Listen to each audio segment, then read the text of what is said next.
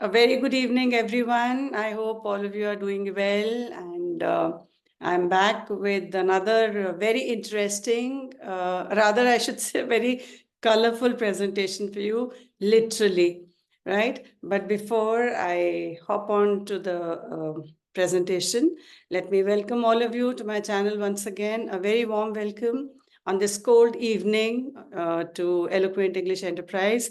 Thank you, thank you, thank you for being with me, for subscribing, and a big welcome to all the new subscribers.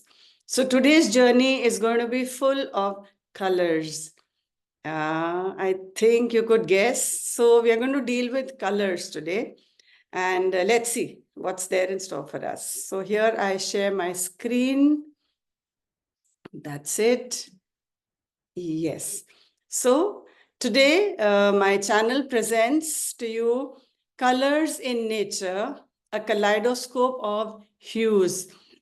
We know colors by so many names: shades, tints, tinges, So all of these, and I guess you already are aware. But today in this presentation, I have selected a few colors which are lesser known. Yes, two of them I think are quite common, but the others are, I'm sure, not very frequently heard of. So let's start with the first one. This is glaucus. Okay, as you can see, you will say it's blue. No, this is a cool toned muted shade of grayish blue, which is low in brightness and saturation. It's not very bright. It's a dull bluish gray shade. So this is glaucus. The next one is amaranth. I'm sure you must have heard of these flowers so many times. But here, this color, you may say it's kind of fuchsia, but it's a darker tinge. So the color amaranth is a medium pink to reddish pink shade, which is part of, in a broader sense, the red family. It is known as amaranth red to distinguish it from the other varieties of fuchsia or, reddish pink colors, right? So this is amaranth. Now we have vermilion.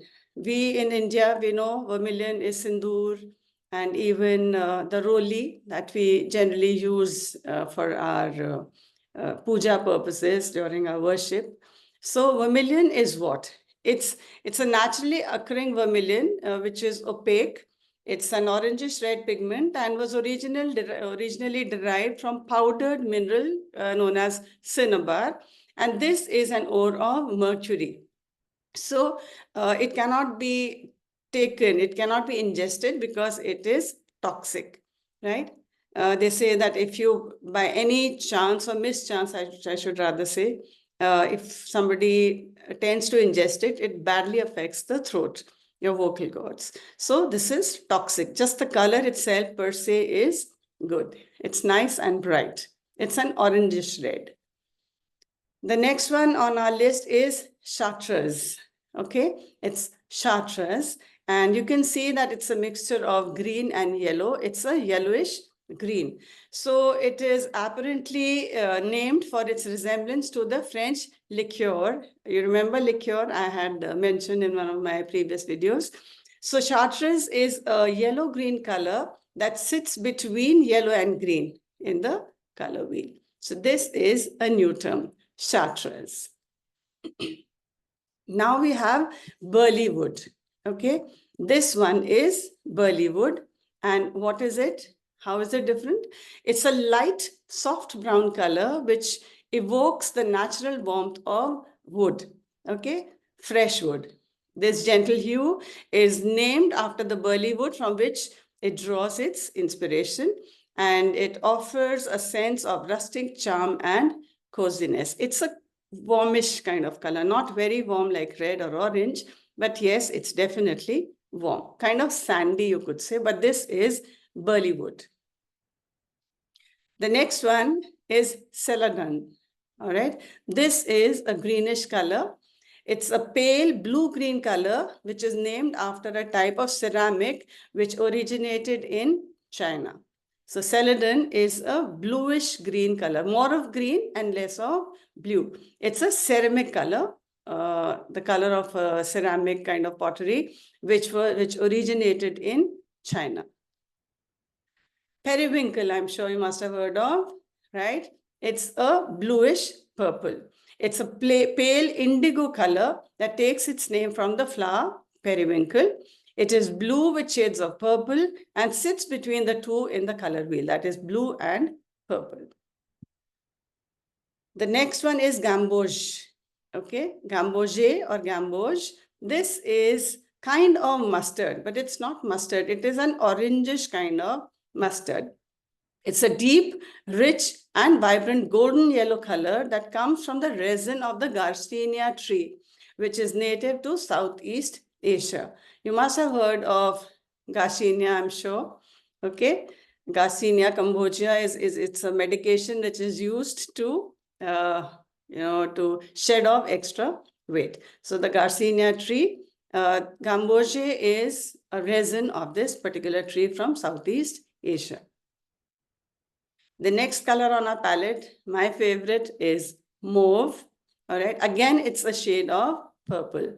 It's a pale bluish purple that sits between violet and pink in the color wheel. Its name comes from the French word malva, which means mallow flower. It's not malva, it's malva.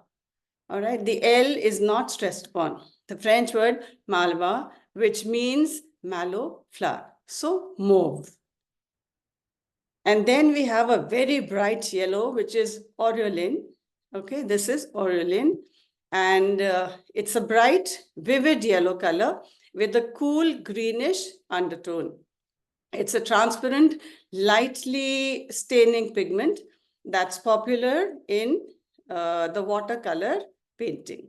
All right, it's popular in watercolor painting. If you get a pack of 12 colors by Camel, maybe, so you will find this color over there.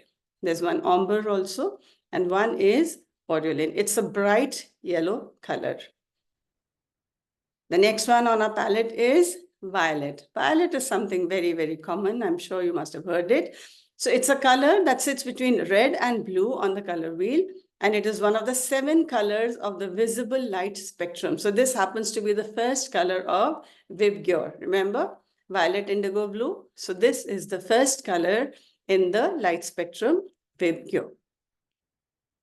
Now, what's the difference between purple and violet? You can see over here, you can definitely differentiate. Violet is a lighter shade and purple is darkish, but there are more differences. Let's see. The first one, violet is a natural color that can be found in nature, in flowers, for example, while purple is a man-made color that is created by mixing red and blue. I would beg to differ because our brinjals are bright purple.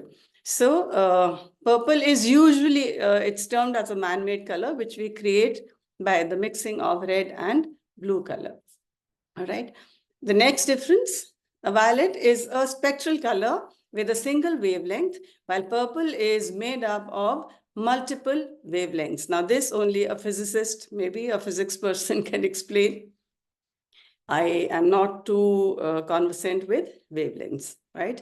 So, but for our knowledge, violet is single wavelength, whereas purple has multiple wavelengths. And the last one, violet is perceived as a color, a calming color, while purple is perceived as a warmer tone. Okay, so these are the 3 main differences between purple and violet.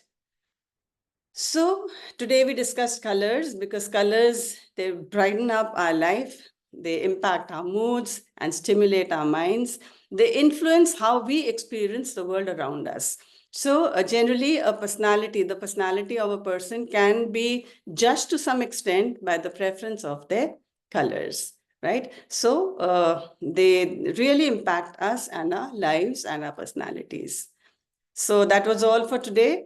Thank you for watching Eloquent English Enterprise. It was wonderful compiling this little presentation for all of you. I hope you liked it. Even if it wasn't really appealing, please do give me a thumbs up. I'll be so glad. So thank you so much, viewers. I'll be back with another interesting one very soon. Till then, it's me signing off on this Friday evening. A very, very happy weekend to all of you. See you soon. Bye.